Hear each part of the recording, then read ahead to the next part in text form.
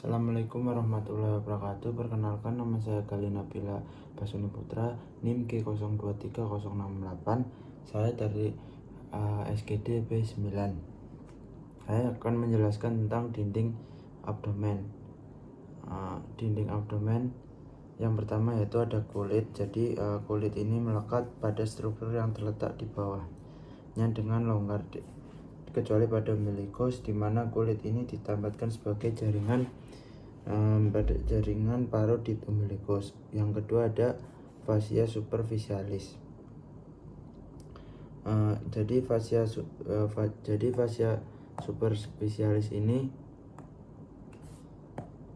superficialis itu memiliki dua bagian, yaitu fascia Camper dan fascia scarpa. Fascia Camper itu berisi lapisan lemak dan fascia scarpa itu berisi lapisan membranosa dalam dari jaringan subkutan. Yang ketiga itu ada fascia profunda. Jadi fascia profunda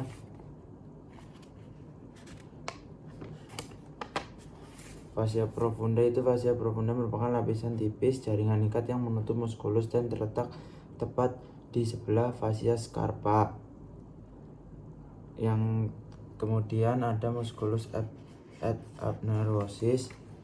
Jadi musculus ad abnerosis ini terdapat 5 kelompok anterolateris dinding abdomen. 3 musculus flat muscle yang terdiri dari musculus obliquus externus abdominis, musculus obliquus internus abdominis, dan musculus transversus abdominis, dan 2 musculus vertikal atau vertical muscle yang terdiri dari rectus abdominis dan musculus pyramidalis. Jadi musculus vertical muscle ini dekat dengan garis dengan tubuh yang tertutup pembungkus tendinium dari abdominis musculus pipi. Dan sedangkan musculus fat muscle tadi sebut-sebutnya dimulai dari posterolateral lewat ke anterior dan digantikan dengan abnerosis as musculus ini berlanjut ke garis bagian tengah tubuh. Jadi yang pertama ada musculus obliquus alternus,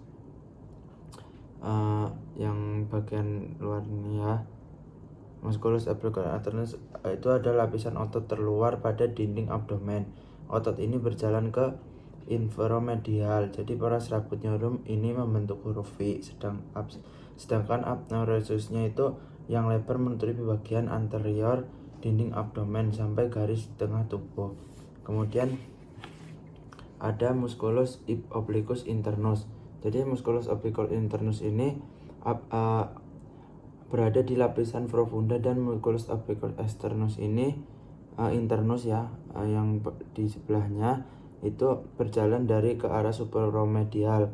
Jadi polanya itu membentuk huruf A jika terlihat di bagian anatomis dinding abdomen. Jadi bagian tengah dari abnerosis otot ini menyatu dengan linea alba. Abnerosis dari otot ini akan membentuk flash ingualis atau conjoint tendon.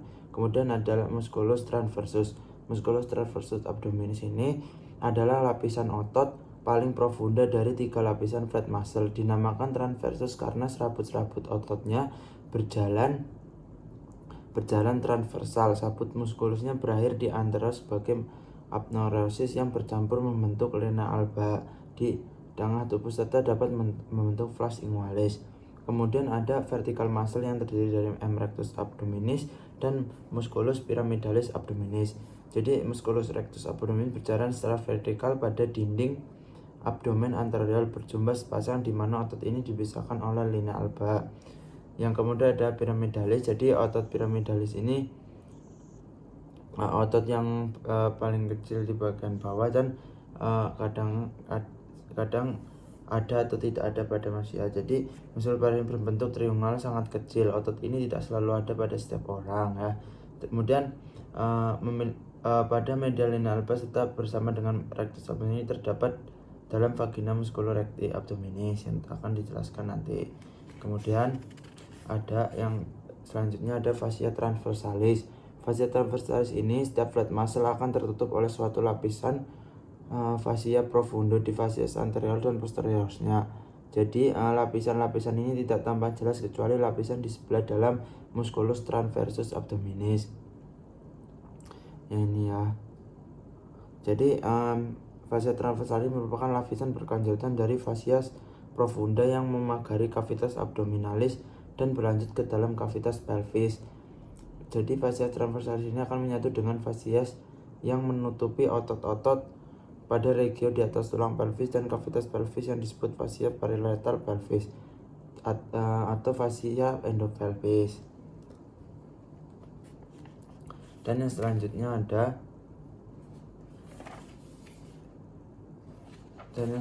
ada fascia extraparietalis atau jaringan lemak. Jadi fascia extraparietalis ini berada lebih dalam atau lebih profunda dari fascia transversalis, di mana yang dia terletak di sini kayak lebih dalam, di mana fascia ini terjadi sejumlah lemak. Lapisan ini juga tidak hanya melapisi cavitas abdominalis, tetapi juga berkesinambungan dengan lapisan serupa yang melapisi cavitas pelvis. Dan yang terakhir yaitu ada peritoneum parietal yang akan dijelaskan yaitu peritoneum adalah suatu lapisan tipis dan licin membran serosa yang melapisi bagian dalam dinding abdomen dan membungkus bagian atau seluruh viscera abdomen.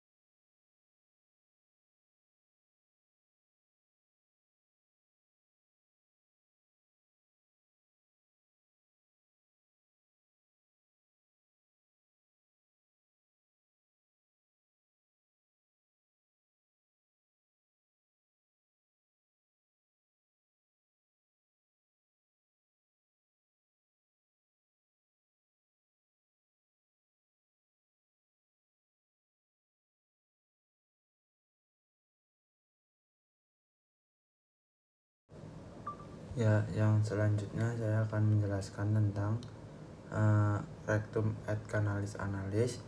Jadi untuk yang pertama itu saya akan menjelaskan rectum propria. Jadi rectum propria ini sisi luarnya itu terdapat flexura sacralis dan flexura perinanalis. Jadi dia kolon berbentuk S. Jika dilihat dari lateral, flexura anorektal membantu menjaga konsistensi tinja melalui tonus otot puberektalis bagian dari levator ani. Kemudian sisi dalamnya itu ada terdapat lipatan travetor yang disebut plica transversalis, yang bisa dilihat di sini, atau di bawah lipatan ini rektum mengalami dilatasi membentuk ampula rekti. Ini kan menjadi lipat yang membentuk ampula rekti ya. Kemudian terletak langsung di atas yang didukung oleh diafragma pelvis laterani dan ligamen anokokoksigeal. Jadi ampula rekti memiliki kemampuan untuk berelaksasi karena fungsinya untuk menerima dan menahan akumulasi massa tinja sampai dikeluarkan saat buang air besar. Dan yang kemudian ada zona transisi dari rektum ke kanalis ditandai oleh linea anorektalis. Jadi area ini dicirikan dengan adanya perubahan dari plica transversalis rekti menjadi plica longitudinal anal kanal. Jadi dia akan melanjutkan dan menjadikan seperti tadi ya ke kanal anal, dan selanjutnya akan lanjut ke kanal anal. Jadi pada bagian di lapisan otot ini, lapisan ini berkembang baik ya. Jadi gambarnya seperti ini ya, lapisan kanal anal. Jadi pada terletak di bawah diafragma pelvis dan berakhir di anus. Anal kanal dibagi menjadi 3 segmen. Yang pertama itu ada segmen zona columnaris. Jadi yang pertama ada zona columnaris, ya ini ya, di sini zona columnaris. Zona columnaris terdiri dari lipatan longitudinal columna rectalis yang dibentuk dari corpus transversum epitelnya kolumner atau kuboid. Yang kedua ada pecten analis. Pecten analis adalah epithelium squamous kompleks non keratinasi yang menimbulkan zona putih dan mukosanya zona alba. Garis superior pada zona ini disebut linea pectinae, istilah medisnya linea denata, atau ini garis yang ini ya, ini disebut linea pectinae. Dan yang ketiga yaitu ada zona cutanea yang terletak di sini ya. Zona cutanea itu adalah kulit eksternal dibatasi secara tidak konsisten oleh linea anocutanea. Ini lineanya. Dan yang keempat ada zona hemorrhoids, adalah tempat yang memungkinkan terjadinya benjolan hemoroid karena pelebaran vena hemoroid. Internal hemoroid terjadi atas linea pectinae, sedangkan eksternal hemoroid terjadi karena linea pectinae. Dan yang selanjutnya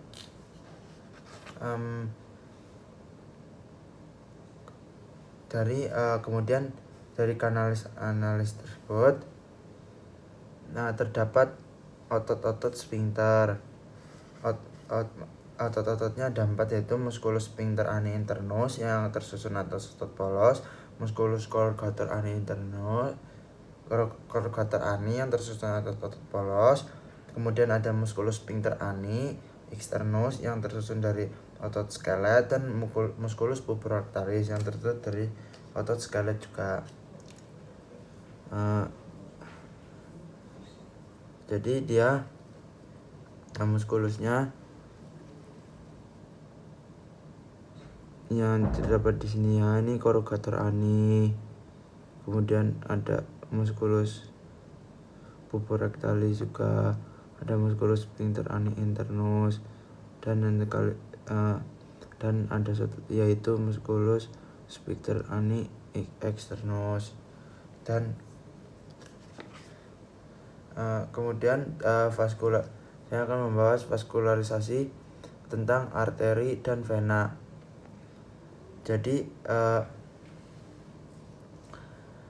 arteri dan vena dari arteri dan vena kanal analis itu, arterinya itu tersusun dari arteri rectalis cabang dari mesentrika, arteri rectalis dari cabang asmentrika inferior, dan arteri rectalis media cabang arteri iliaca interna, dan juga arteri rectalis inferior cabang arteri iliaca interna.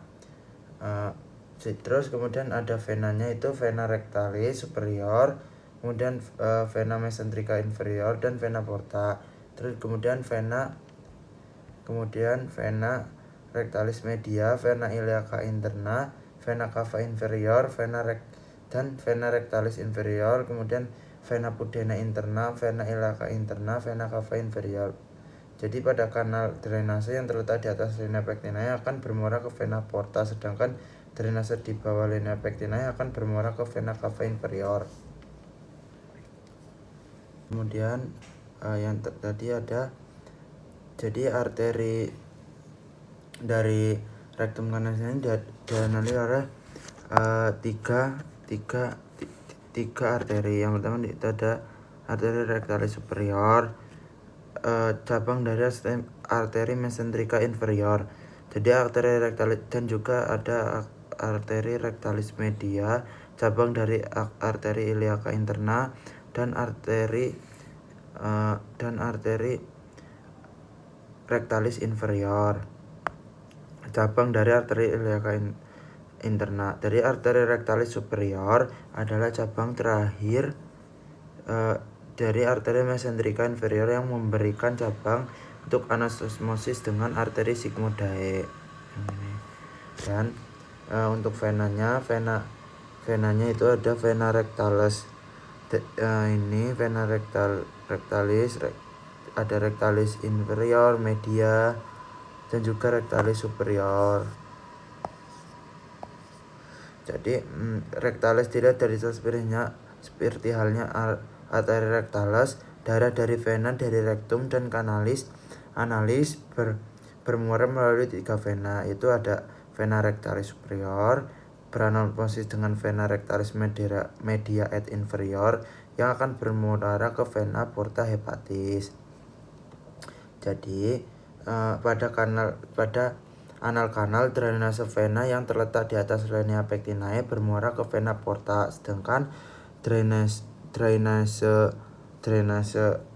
di bawah linea pectinae akan bermuara ke vena cava inferior. Dan yang selanjutnya saya akan menjelaskan tentang peritoneum. Apa itu peritoneum? Peritoneum merupakan suatu lapisan tipis dan kecil, merupakan bagian paling profunda dari dinding abdomen, baik dilihat dari anterolateral maupun posterior. Peritoneum dibedakan menjadi dua, yaitu peritoneum parietal yang di luar dan peritoneum visceral yang melindungi organ dalam. Jadi peritoneum parietal itu lapisan melapisi bagian dalam dinding abdomen yang menjadi bagian dari dinding abdomen. Kemudian peritoneum visceral itu lapisan peritoneum yang melapisi langsung permukaan organ viscera abdominis, baik sebagian permukaan organ retroperitoneal maupun seluruh permukaan organ disebut organ intraperitoneal. Jadi fungsi peritoneum antara lain sebagai pelumas untuk mencegah gesekan antara viscera abdomen, menyimpan lemak, pertahanan terhadap infeksi, dan sebagai alat penggantung organ viscera, dan juga mempercepat absorpsi obat-obat yang dimasukkan secara intraperitoneal. Dan yang selanjutnya saya menjelaskan tentang organ-organ intraperitoneum dan retroperitoneal dan intraperitoneal. Jadi organ-organ intraperitoneal adalah organ yang seluruh permukaannya itu dilapisi oleh peritoneum dan berada dalam cavitas peritonealis. Jadi organ intraperitoneal adalah gaster, duodenum, pars superior, jejunum, ileum, appendix, perineum, kolon transversum, kolon sigmoideum, cauda, pankreas, lian, hepar. Jadi sedangkan organ retroperitoneal itu berada di luar kavitas peritoneum. Dilapisi peritoneum hanya di permukaan anteriornya saja, bukan seluruh permukaan. Seperti organ intraperitoneal, organ Sedgbacker ya. ada super gland, ada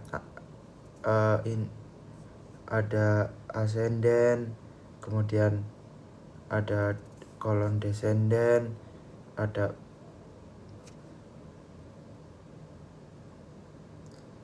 dan kemudian saya akan menjelaskan tentang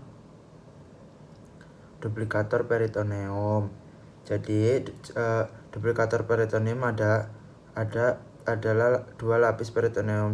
Duplikator peritoneum ini terbagi menjadi 3, yaitu mesentery, ada omentum dan ligamen peritoneum.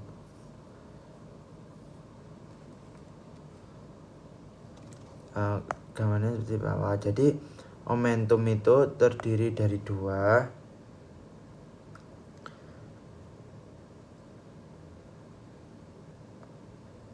Omentum itu terdiri dari 2, yaitu ada omentum maius dan omentum minus.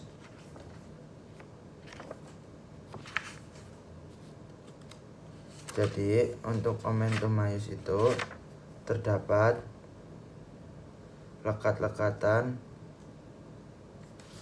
Jadi untuk omentum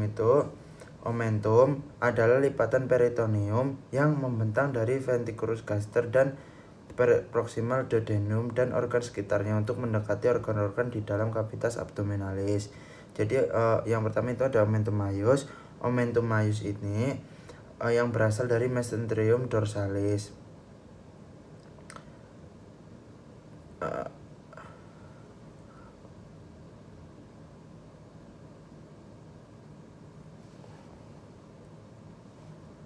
Yang berasal dari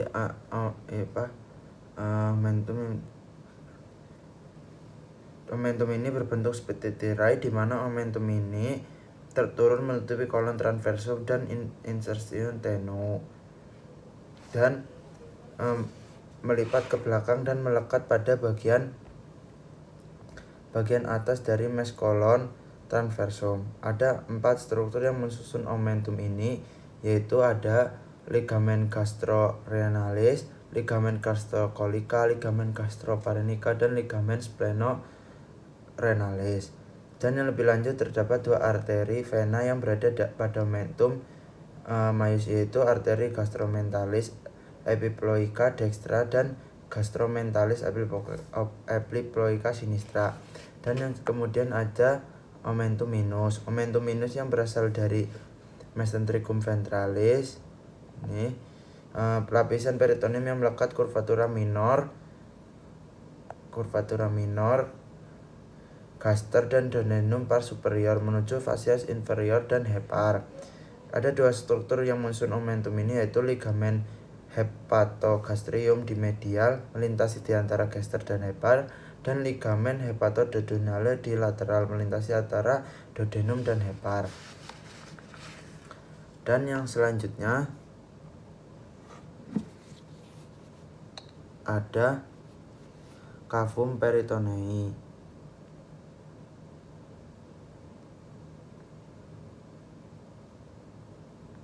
Jadi